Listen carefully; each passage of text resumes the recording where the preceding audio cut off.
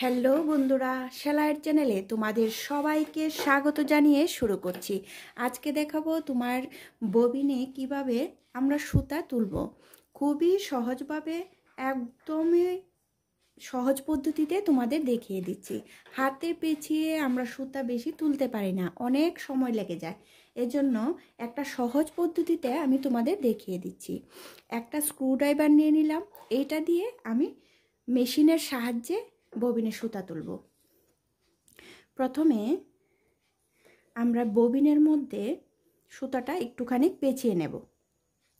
দেখো, একটুখানি পেঁচিয়ে নিলাম। নেওয়ার পর ববিনের উপর দিকে থাকবে সুতাটা।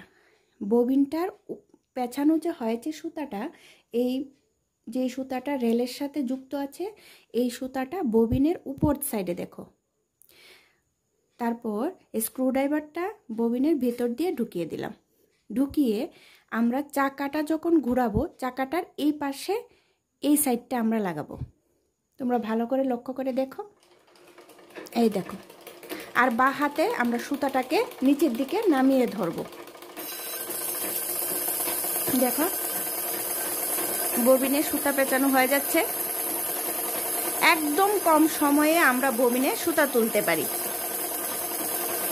যতক্ষণ আমাদের দরকার ববিনে সুতা তোলা, আমরা তুলে নিতে পারছি। দেখো, একদমই কম সময়ে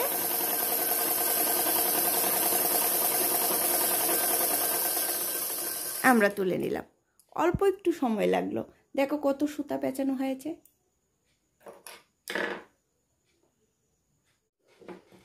এখন সুতাটাকে কাঁচি দিয়ে কেটে দেব।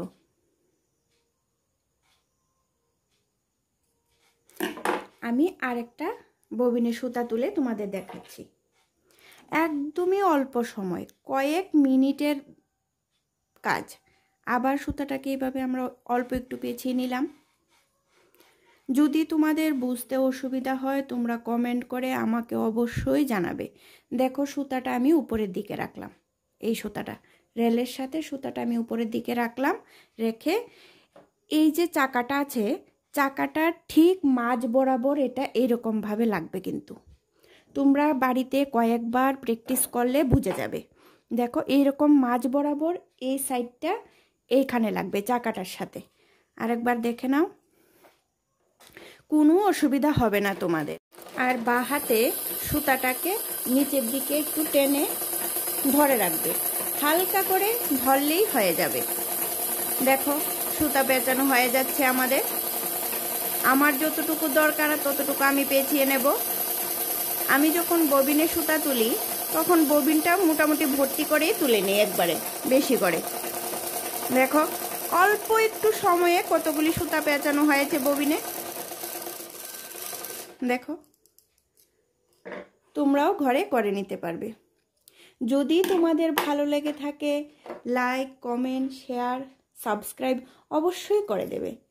আবার দেখা হচ্ছে পরবর্তী ভিডিওতে।